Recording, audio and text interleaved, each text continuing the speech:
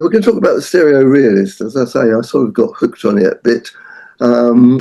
I don't remember where I bought the camera, to be honest. It went back probably Photographica or something like that many years ago. But suddenly last year, I sort of took a bit more interest in it. I thought, well, perhaps I'll get the flash gun for it. And then it took off from there. So what I'm going to talk about roughly here is its history and its collectability and hopefully its usability today. And the story actually starts here. This is the David White Company, Inc., which was founded in, just a minute, what I've got to do is hang on, I've got everybody on the right-hand side of my screen, and so I can't actually see my screen properly. All right, we'll have to bundle through it, because on the right of my screen, there's a lot of writing that tells me what to say, and it's covered up with pictures of everyone in the group at the moment. So anyway, off we go. David White Company, which was founded in 1890 something or other in Milwaukee, and this was an American manufacturer of precision surveying instruments at the time. They were nothing to do with photography or cameras. And into that situation in 1943 came a man who rejoiced under the name of Seton Rochwhite, who arrived for a job interview. And he brought with him a prototype of a stereo camera he built basically just to show his skills at engineering, nothing at all to do with photography at that moment. Here is good old Seton, whatever his name was, many, many years later when he was an old gentleman, but holding in his hand is that original prototype, I believe. So he got the job. There's another view of a different version of it. He got the job and he soon persuaded his employers to produce a stereo camera along the lines of his prototype. And there's a lot of deliberation. I think they put it to their board, etc. A lot like Leica in this respect. They got a negative marketing survey, but they went ahead anyway. And the Stereo Realist was launched in 1947 and became the most popular stereo camera in America, which was advertised by the likes of John Wayne, Doris Day, Fred Astaire, and Cecil B. DeMille. So it was a very, very popular camera. So we're going to start off by looking at the cameras. So here is the bog standard one. They were launched with a choice of either 35mm 3.5 or 2.8 lenses. Won't go through all the various annotations you can see there because we'll be covering those as we go along. But this is the bog standard camera. This is the 3.5 version one. And as you can see, it's got this neat little flap over the lenses, which flips up like that to reveal the lenses. And there are three lenses. The one on each side takes stereo pairs in the normal way. The one in the middle is actually the viewfinder, and it reflects its view down to an eyepiece at the base of the body on the back, which we shall see in a moment. Having a closer look here, you can see how to set the camera up. So on the left-hand side here, you set the apertures on this dial on the left, and it automatically sets the same aperture on the same lens on the right. In the middle, we have the shutter speed dial, where you can set shutter speeds between 1 and 150th of a second. And then on the right-hand dial, we've got this strange, on this camera that I bought, this strange set of settings that are labelled with 5B and something else, and a series of numbers. And I couldn't work out for the life of me what this meant. And I couldn't find any reference to it. Every time I found a picture of the Stereo Realist on the internet, it didn't have that scale on that lens. And I looked in the instruction book, and I looked in a stereo manual that was made for the Stereo Realist. Couldn't find it anywhere. Anyway, eventually I tracked this down, and it's a set of instructions for something which the David White Company actually sold, and it's a self-adhesive ring which set around this ring on the right-hand lens. And what it did, you chose either the 5B or the other setting, which I can't see because I say I've covered it up. And then you turned the number here to the distance. And as you did that, it set the correct aperture for flash output. So it's a sort of a guide number setting thing. There's a shutter mechanism inside. There's a step ring in the center, which moves internal levers to change the speeds. And there's a linkage above that operates both the shutter blades at the same time to produce the matched pairs. Here is the top. There's the shutter release, there's the hot shoe, there's a flame counter, and the rewind control. And it is a hot shoe. It's not just link up in a way a more modern hot shoe does. If we look on the back, we find the viewfinder and the rangefinder both at the base of the body. And if we move on from there, eventually, on the side, we have the distance setting knob, which turns around to move the focal plane backwards and forwards. So the lens doesn't go backwards and forwards. It's a bit like the Ensign Commando, that the film plane actually moves backwards and forwards relative to the lenses as you turn that little knob on the side. And it's got a depth of field scale around the outside, as you can see there. That's the basic one. There are other versions. This is the Realist Custom. I don't own one of these. This one is courtesy of Tim Goldsmith. And it's basically the same camera that's been upgraded a little bit. So it's got its engraved nameplate reading Realist Custom on the front when the lens flap is down. It's got higher quality f2.8 rare earth lenses. It has a brushed satin chrome finish, larger knobs, and it's covered, would you believe, with a coarse grain kangaroo leather. It also has the advantage of the rangefinder making audible clicks as the camera is focused. The exposure counts down rather than up, and there are red marks at stereo exposure numbers for 16 and 29, depending on whether you're using a 20 exposure roll or a 30 exposure roll. So that's really is the deluxe version of it. There's also a macro set, which you can see there, moves the lenses closer together, which you need if you're going to move in close for a stereo picture. It's a fixed focus. It came with its focusing stand, which is in that box, and was usable only for close-up work. And I don't own one of those either. They're very rare. What I do own, going on, there's a rather nice instruction book that I found for the macro version of it. What I do own is this one. This is the Realist 45. It was introduced by Realist Inc., but it wasn't made by them. It was made by Eloka in Germany for them. And really, it's a sort of a stripped-down version of the Realist. We look on the back, there's no rangefinder. It's only got the viewfinder window. We look on the top, it's got the basics, controls that you need, etc., etc. And if we look on the bottom, it's got lots of nice explanations of how to load, etc. On the left here is these loading instructions, which I've turned through 90 degrees so you can see it. Remove back, pop shutter, hook film on spool, pull out film, main magazine in recess, replace back, trip shutter twice, and wind twice. That's it, you've got on with it. That started. So those are the cameras. Now, moving on to the accessories, there were quite a lot of them. I haven't managed to get all of them, but I've got quite a lot of these as we've gone along. This is from a manual, not a manual, sort of sales brochure that was put out for the Realist. So there's the case, there's a flash attachment, various filters, cases, etc., etc. So what have I got? I've got the Realist case, which is quite nice, nice leather case. We've got the flash gun, which slides onto the top, and it has, as I said before, got a hot shoe type of connection in the accessory shoe. So this connects with that, and you don't need a cable, it just direct. Various filters with their instructions, which I've picked up over the years. This is the film identification unit, which you can see identified on here. And if we look at it from the other side, what it allows you to do is to write a title for your slides in there, and then you attach it to the left-hand lens, or the right-hand lens, whichever way you're looking at it, and it records the information that you've written on there on a blank frame, which you get at the start of every film. I will come back later to why there is a blank frame at the start of each film.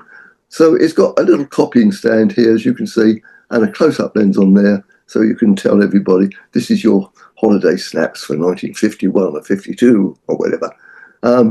This is the wide-angle accessory lenses, which screw on the front of the camera and turn it from a 35mm lens into a 25mm lens.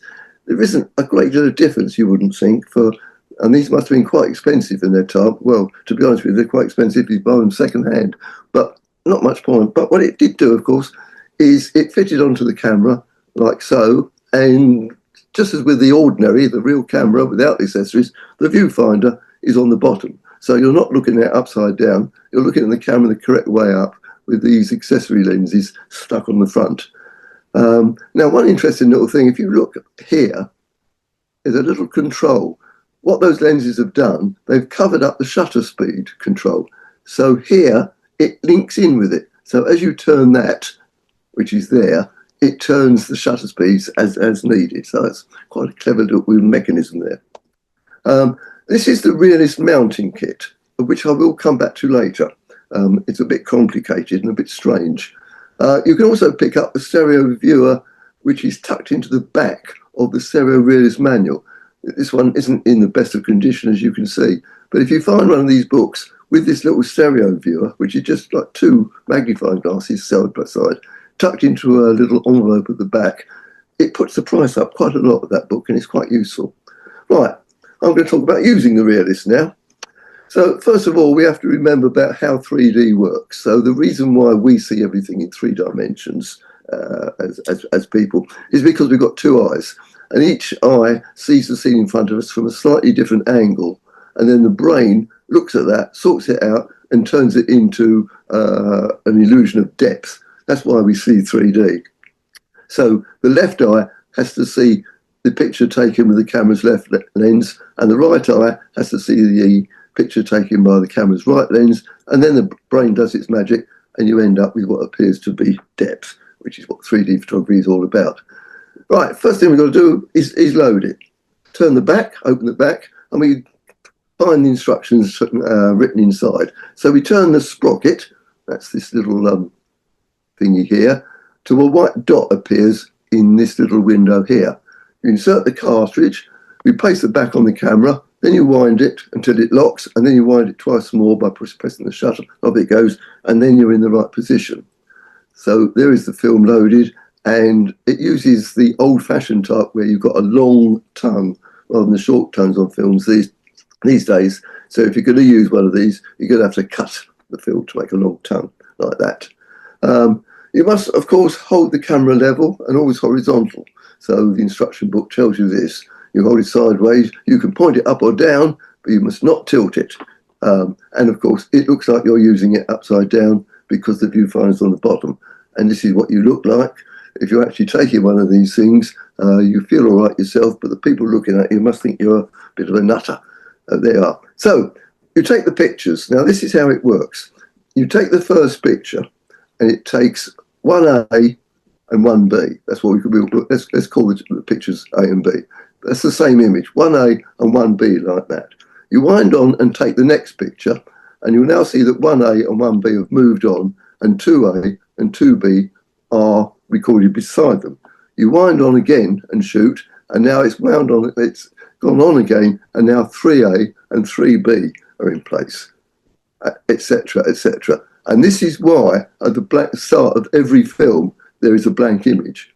And that's where that little device I showed you earlier records its instructions or tells you the title of your talk. And this is what it looks like when you actually take the film out of the camera and had it processed. The top is straight out from the processor. The bottom, I've just digitally reversed it so you can see the pictures. And so you can see how they're actually spaced 3 apart. So there's the left-hand picture, which links to 1, 2, 3 there. This picture will be linking to one that's 3 back. This picture is linking to 1, 2, 3, that one. That one is linking to that one. That one is linking to ones that is further on, etc., etc. So it's a very clever mechanism which makes the most use of film and getting all your pictures side by side, which gives you a few complications when you're trying to cut them and mount them. We will come to that in a moment. Here we are mounting the slides. Now, the best way was the David White Company, if you're in America, offered its own mounting services just for a small extra charge. And there is a lady at the David White Company doing that very thing. If you're in Britain and you were using Kodachrome, specifically Kodachrome 25, and you close a cheque for £3 when you sent the film back to Kodak, they would mount them for you once again. As you probably remember, Kodachrome was process paid. So once you bought the film, you weren't going to pay for the processing, but you did have to put a quick £3 cheque into the little envelope when you sent it back to box 14, and they did it for you. Or you could do it yourself. And for that, there were several types of mounts. There were cardboard, there were plastic, and there were metal. Now, these are the cardboard mounts. and they were a little bit difficult to deal with. I'll try and show you how it all works. What you needed was the Stereo Realist slide mounting kit, which I showed you earlier. And there it is, packed away. Let's unpack it and see what we've got. First of all, we've got a heater. I've got this, but I've never plugged it in for obvious reasons. But you plug it in and it heats up.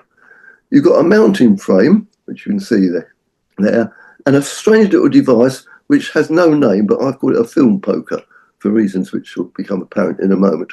Now, that mounting frame you see there divides into 3 parts. So this part goes on there, this part goes on the top, and this part we place on the top of the heater. Now, when I bought this kit, I couldn't fathom out how to use it. So I thought, well, there's no problem, there's going to be something on the internet. So I looked it up. Quite a lot of mentions of the fact that there was a kit, but no mention anywhere on how it was used. So I got the instruction book. It mentioned it as far as you could buy it as an accessory, but nothing about how it was used. I looked in that Stereo Realist manual, which I showed you earlier, which has got everything you need to know about the Stereo Realist, apart from how to use this kit. So eventually I put a request on our club Facebook page, and nobody knew. I put another request on an American Facebook page, and someone came back and said, I don't know, but did you know there is a Facebook page specifically for Stereo Realist? So I went on there.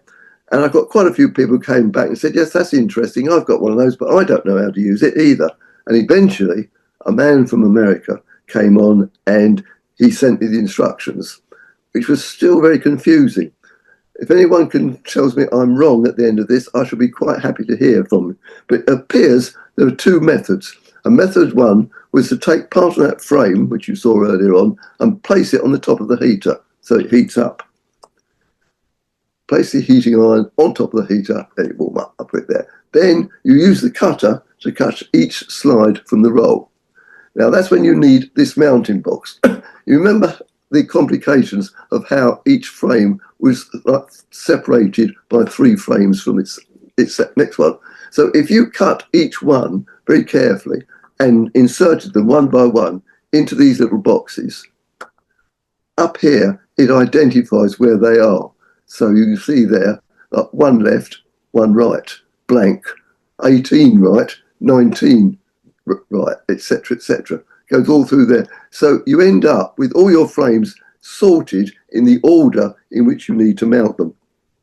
So we take the mounting frame base and we put a cardboard mount on it, this side up. That is going to be sticky. It's self-adhesive when heated, not at the moment it isn't. Then you place your slide on top of that, and you place the other side of the cardboard slide on top of that. I haven't got a slide in there because I don't have one. Then you take the top part of the frame and place it onto the base, pushing the 2 very hard together. And then you take that iron, which is now very hot from being on top of the heater, and you stick it in that hole, and it presses the 2 together, and the heat seals them, which makes you wonder, so what's this bit for? Well, as far as I can understand, when you take all of this apart, the slide is likely to stick to it. So you use it for pushing through these little holes just to separate one from the other. That appears to be method 1. Method 2 is you start off with that, what I call the poker, and you put it into the heater, which makes a bit of sense because it fits absolutely perfectly, whereas the other thing just sort of stands on top. And then you place the mount in the frame as before, and you take this, which is heated, push it through these little holes, and the heat seals the slide. That's what I think. I'm not going to guarantee you that's absolutely right, and I'd love to hear from anyone who tells me I'm wrong. But that's how I think you mounted cardboard slides. Yeah, right. You ended up with something like this. Then this plastic mounts, well, they were easier to use. You just put a glass in the plastic and you put a slide on top and a glass bit on top of that, and you press the 2 together and you've got a plastic mounted slide, and they call them perma mounts. Obviously a lot easier to use. The best were the metal ones, where you put you took a sheet of glass, you put a mask on top of it, you put your slide on top of that, another sheet of glass on top of that, and then you took this frame and you pushed the whole lot very securely into that frame. And then you had a nice glass-mounted slide. So there's your 3 ways of mounting. And here's what you ended up with. These are in the plastic perma mounts. So there's a set of slides ready to go. So now you've got to view them. So let's talk about viewing the slides. This is a Stereo Realist projector, which they sold for the purpose.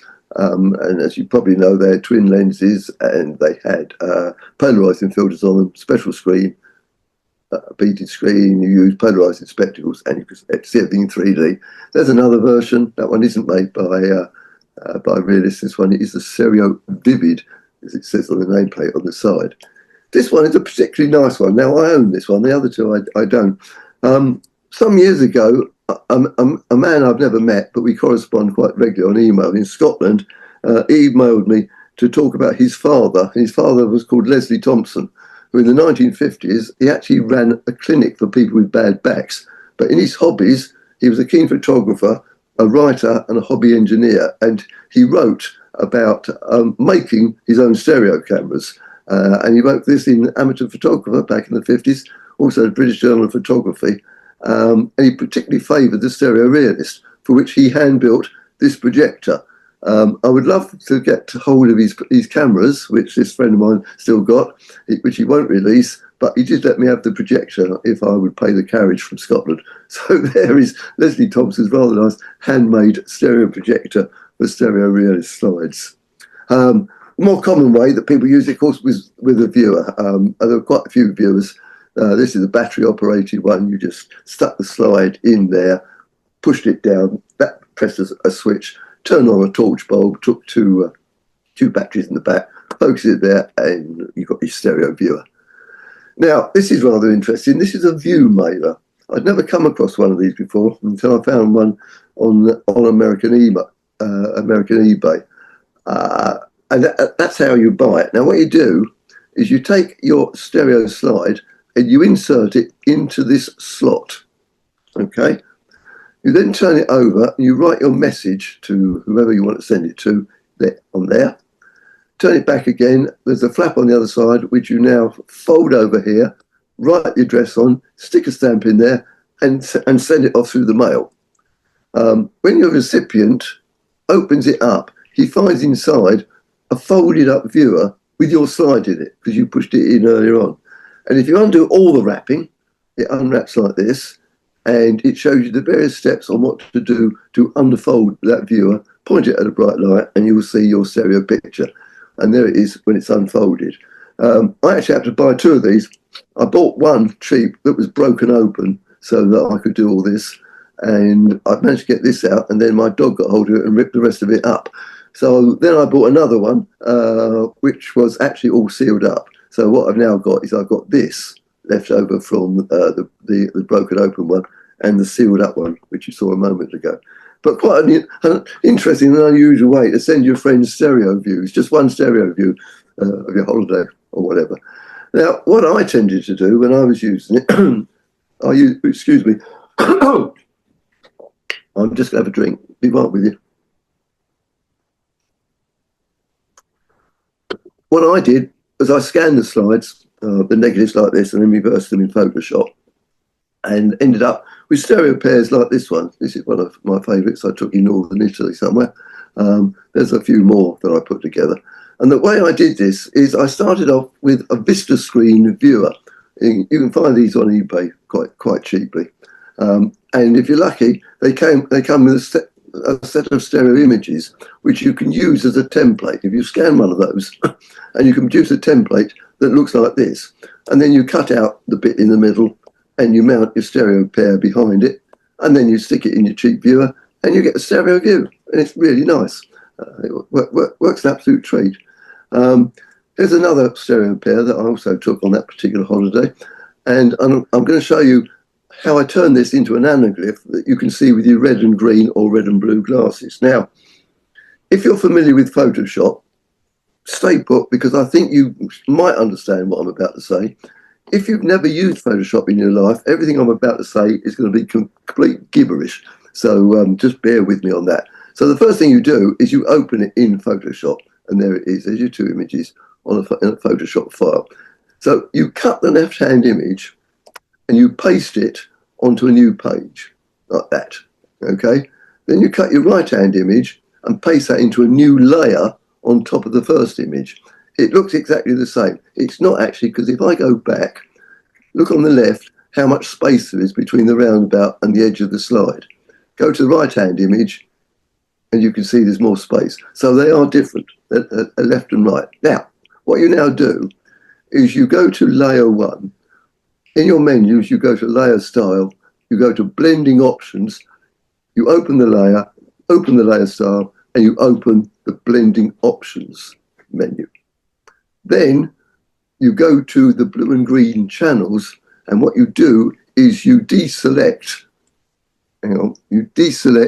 the green and blue channels, which you'll see, I'm pointing the screen, that's it, isn't it? Which you see there and there. Then you do the same with layer 2, but this time you deselect the red channel. And what you end up with is this. You flatten the image and you end up with a 3D anaglyph.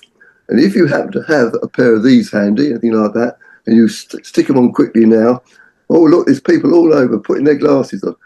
I've done a lot of these and they work a treat, I assure you. And that really is about it. I just have to tell you what they have to say about this, about you must see Stereo Realist pictures. You know, they're so, they show people so real you can almost smell the fragrance, people so natural you wait for them to speak, scenery so breathtaking you can imagine the sun on your cheek and on your back, etc., etc. It was a real marketing phenomenon, and as I say, it was the most popular stereo camera in America. And I've got no cute way of finishing, so I'll just tell you that's the end. Thank you very much for listening.